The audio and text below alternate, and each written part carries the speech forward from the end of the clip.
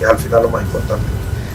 Bueno, en las declaraciones del profesor Eric Acuña, previa a ese encuentro frente a la acción de Paraguay, hay que resaltar en cuanto a las bajas que podría tener la selección, no confirmadas porque él mencionó, ellas juegan con el corazón a pesar de las lesiones, y sabemos por ejemplo el caso de Victoria Mesa, ella está lesionada desde el primer partido y así disputó el segundo encuentro frente a Costa Rica. A pesar de que está lesionada, Brenda tiene problema en el flexor, también Priscila un problema de isquiotibiales y Victoria Mesa un problema en el metatarsiano que ha sido recurrente en Victoria Mesa, la jugadora de nuestra selección. Pero es importante también revisar el tema de los panoramas que podría tener nuestra selección para clasificar a esta instancia y de cuartos de final de la Copa Oro Femenina. Sabemos que ante esas derrotas que tuvimos de Canadá y Costa Rica, en las primeras 2 fechas hay que sacar, como mencionamos, la calculadora para visualizar cuál es el punto más importante que debe de ganar. Lo sabemos, debe de ganar sí o sí en la selección frente a Paraguay. También la diferencia de goles va a ser un factor importante, primordial para este partido, ya que vamos a conocer ya los resultados de Canadá y de Costa Rica también. De llegar a ganar las norteamericanas como está previsto, necesitan que sea por la mayor cantidad de goles posibles para bajar el +1 de diferencia que tienen las ticas. Sabemos que la selección tienen -8 y las sudamericanas tienen -3. Por ello necesitan superar a las paraguayas por diferencia de goles, ya que empatarían a 3 puntos debido a que solo las de la hoja de Maple de Canadá tienen 6 unidades. Costa Rica y Paraguay tienen 3 puntos y El Salvador tiene 0 puntos. Sin contar el resultado de los partidos del grupo B, El Salvador tendría que vencer a las paraguayas por diferencia de 6 tantos. Es en cuanto a lo que tiene que pasar en los escenarios de este partido previsto para las 8 de la noche. Ya conocemos en el escenario, en el Shell Energy, que será disputado frente a la selección de Paraguay. Bueno, de hecho, si nuestra selección, producción, podemos poner nuevamente la tabla, si nuestra selección gana por 4 goles, es decir, un 4-0, haciendo las especulaciones que siempre nos toca hacer, ¿no? Llegaría a -4 y Paraguay quedaría en -7, ¿no? Eso es lo que estaría sucediendo. El tema es que Canadá tendría que ganar, que Costa Rica tendría que disminuir su diferencia de goles a una diferencia menor que -4 goles, para lo cual estaría teniendo que perder 6-0, ¿no? Porque el segundo criterio, profesor, no sé si me dejará mentir, en temas de FIFA y de CONCACAF, tendría que ser en todo caso la serie directa, ¿no? La serie directa entre Costa Rica y El Salvador. Si nosotros estamos en -4 y Costa Rica cierra en -4, estaría clasificando Costa Rica en todo caso, porque es la serie directa que nos gana 2-0, ¿no? Sí, correcto. Es así. Pero ¿sí? Entiendo, no sé si me corrigen, estamos hablando para que la selección clasifique en segundo lugar. Exactamente. Sí, porque de forma directa sería ganar por 5 y Costa Rica pierde por 4. Esa sería la forma de clasificación. Yo creería que con un 3-0, bajo la tabla que el señor productor, si nos comparte, si Paraguay tiene -3, si El Salvador le endosa 3-0 a Paraguay, deja a Paraguay con un -6 y El Salvador con un -5. Exactamente. Sí, ahí sí. Lo que sucede es que Costa Rica tendría que perder por 7 goles. Sí. 7 goles para llegar a un -6. ¿Ya? Porque la serie directa... Y nosotros pasar en -5. Ajá, y nosotros para llegar para el segundo lugar. Porque luego el tema del tercer lugar está complicado por la diferencia con los otros grupos. En los otros grupos es muy probable que el tercer lugar esté haciendo 4 puntos, ¿no? Por lo cual en nuestro grupo, porque lastimosamente nos toca una diferencia muy grande con Canadá, que es muy probable que se lleve los 9 puntos de sus partidos, eso hace que que los otros 3 equipos estén lejos incluso de hacer 4 puntos. Ahora bien, para todo esto primero hay que ganar, ¿no? Primero hay que ganar. Estamos haciendo de cuenta y caso que le vamos a ganar a Paraguay y que a partir de eso vamos a sumar una cantidad de goles.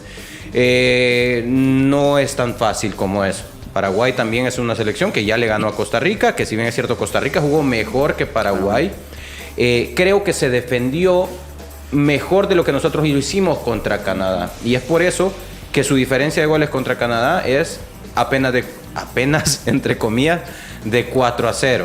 creo que fue mucho más prudente Paraguay. Me llama muchísimo la atención de las declaraciones de Eric Acuña, el tema de que tenemos que ejecutar en los partidos lo que practicamos. Y habla acerca de ataque posesional, ¿no? Y atacamos de manera posesional. Y en los partidos no lo ejecutamos, ¿no? Entiendo que se refiere a que, si bien es cierto, nuestra salida es directa, es un juego directo, en la segunda pelota comenzamos a tener la pelota. Y cuando él habla acerca del miedo, ahora entiendo que habla acerca de que cuando ganamos la segunda pelota no comenzamos la tenencia de pelota ya en ataque rival, ya en campo rival.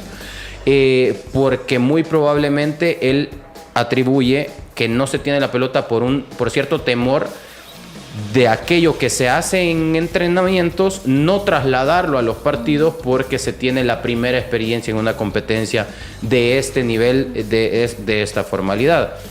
De ser así, pues entiendo un poco las palabras y tendría que ser, pasa más que todo por el hecho de lo que él menciona, jugar y jugar, porque a partir de jugar y jugar, nuestra selección va a tener mayor personalidad a la hora de la tenencia de pelota.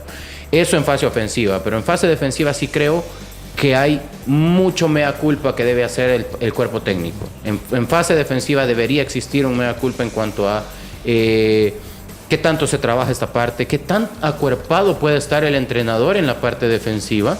Eso hay que decirlo también. Hay cuerpos técnicos en Copa Oro que están conformados por 16 integrantes. Sí. El caso de Canadá, por ejemplo, 16 integrantes. Muy probablemente más de algunos se encarga de la fase defensiva y de un videoanálisis o incluso de un análisis desde los graderíos en donde uno puede visualizar mejor el parado de tu selección. Y si él no tiene esos insumos para poder sacar conclusiones, pues también es difícil. De hecho, Manuel, hasta donde recuerdo, tanto en Saprissa como Liga Deportiva Alajuelense tienen a un encargado por zona, digamos, quienes trabajan el parador de guardameta, que es muy normal ya en los equipos, casi que una exigencia. Luego tienen a un encargado quien ve la parte defensiva, la media cancha y la delantera, digamos. Entonces, a nivel de clubes. Y un head coach, ¿no? Como y el entrenador principal. Como en el fútbol americano está el head coach, el entrenador defensivo, el entrenador Entonces, ofensivo. Yo me imagino que Costa Rica, a nivel de selecciones, ha de replicar bastante ese modelo en términos de los cuerpos técnicos, porque como lo planteas, obviamente en nuestro caso tenemos mucho que mejorar en términos de organización y estructura, y esto va por darle el soporte al entrenador precisamente en ese sentido. Me imagino que, como es muy normal en nuestro entorno, se te delega una función o un cargo, pero con funciones que no corresponden completamente al cargo, sino que necesitas apoyos. En este caso, posiblemente ahí es donde el entrenador, digamos, que posiblemente del discurso para afuera, para mí se equivoca en el término de responsabilizar totalmente a los jugadores, porque pareciese que es que el mensaje del entrenador no termina de llegar con los jugadores para que ejecuten ese elemento, pero es que también quizás él está viendo todo de manera general y con muy poca atención a aspectos específicos que no logra conectar. Por ejemplo, en el tema de la idea defensiva, como lo planteas, que era una de mis preguntas, en ese sentido. Y lo otro es el hecho de que ya hiciste ver de que el entrenador tiene gran parte de responsabilidad por cómo El Salvador defiende, o no sé si será el tema de decir, y aquí el dilema, el planteamiento de adelantar líneas, tanto el partido contra Canadá como contra Costa Rica, y ahí los rivales han aprovechado esos espacios en ese sentido. Pero viene el dilema. A mí me parece que ha sido atrevido hasta cierto punto lo que él ha intentado con selecciones de otro nivel, pero creo que si no lo hubiera intentado no se habría dado cuenta que todavía hay muchísimo, no como contra Guatemala, que sabíamos que Guatemala también viene trabajando bastante bien y se logró superar, pero contra Canadá y Costa Rica te das cuenta que posiblemente pudiste haber planteado algo diferente para no estar en esa situación de en este momento de la diferencia de goles, pensando en ese sentido. Pero es que yo creo que el entrenador fue y dijo: voy a intentar jugarles de tú a tú.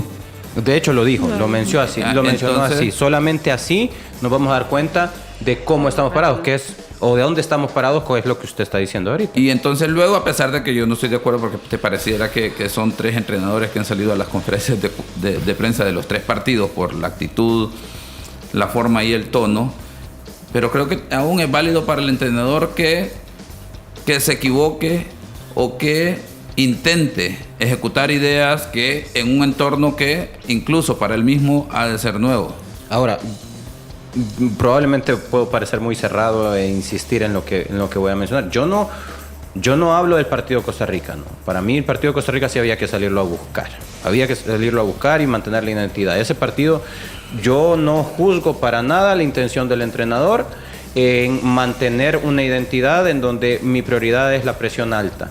Que se corren riesgos en la parte defensiva, sí, y esos riesgos son el aprendizaje. Precisamente ese es el aprendizaje, en donde el hecho de que yo tenga la intención de salir y presionar alto y que mi defensa acompañe y salga lo más adelante posible y lejos de mi portería, tiene que tener una medida. Tiene que tener una mesura, una medida de riesgo, en donde cuando mi defensa comienza a interpretar que la pelota ya va a venir de regreso, comienzo a retroceder, ¿no? Y creo que ese es el aprendizaje. A partir de estos partidos, hoy aprendemos que hay que entender cuándo debo dejar de dar pasos para adelante, más allá de que mi identidad sea presión alta, pero que esa jugada me va a traer peligro atrás. Con Costa Rica, creo que hay un aprendizaje claro. Pero con Canadá, que ahí es donde yo pongo el dedo en la llaga, porque hoy, por ejemplo, Paraguay está por encima de nosotros porque perdió por menos goles, ¿no? También, y aún ganándole, nosotros 1-0, estará por encima de nosotros porque perdió por menos goles. Entonces, el partido con Canadá se trataba de perder por menos goles posibles, para mí, a mi juicio. Ese partido tendríamos que haber trabajado de una manera distinta. Y voy a mencionar otro motivo por el cual, no solamente por la clasificación, sino más bien que si yo vengo trabajando una idea de presión alta y vengo y le digo a las chicas, miren, ahora este partido lo vamos a trabajar distinto porque es contra élite y vamos a defender. Y de igual forma te meten 10 goles o 12 goles, pues entonces después del partido venís y decís, miren, ¿saben qué? Esas no somos nosotros. Eso lo planteamos de manera distinta. Hoy vamos a volver a nuestra identidad contra las otras selecciones. Pero tuviste que gastar tiempo en volver a hacer creer a tus chicas en la identidad, en que la identidad que tú estás usando va a funcionar, en lugar de preparar ese partido de una manera aislada. Sí. A eso voy. Diferente. Y también en las declaraciones, en la conferencia que tuvo, explicó acerca de ese término que todos nos quedamos, no para todos fue entendible, el término que es coachar.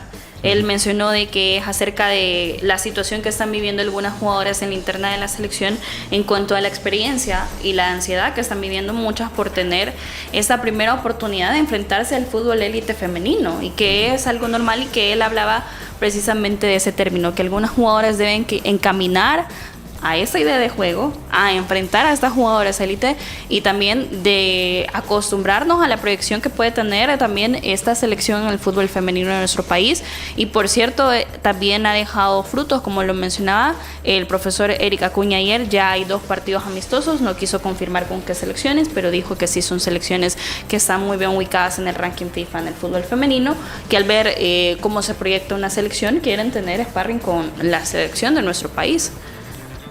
Sí. No, fíjate que lo que acaba de plantear Diana también era la otra cuestión que yo tengo, en el sentido de las declaraciones que en su momento creo que fueron cuestionadas después del segundo partido, después de contra Costa Rica, que incluso él habló de jugadoras que ya no deberían de estar en selección por 2 partidos que Manuel los describía bien. En el primero, pues obviamente fue una situación de aprendizaje segurísimo para el cuerpo técnico, porque terminar de conocer a tu grupo, y también para las mismas jugadoras. En el segundo partido yo creo que las aspiraciones del entrenador eran sacar como mínimo un empate, y con unas aspiraciones grandes de tratar de llevarse los 3 puntos. El partido no sale, me imagino, más en términos de resultados, porque fue un partido muy bien disputado, se notaba la superioridad de la selección de Costa Rica, pero tiene que ver con una situación que la selección de El Salvador no tiene. Uno revisa todo el fogueo que ha tenido la selección de Costa Rica.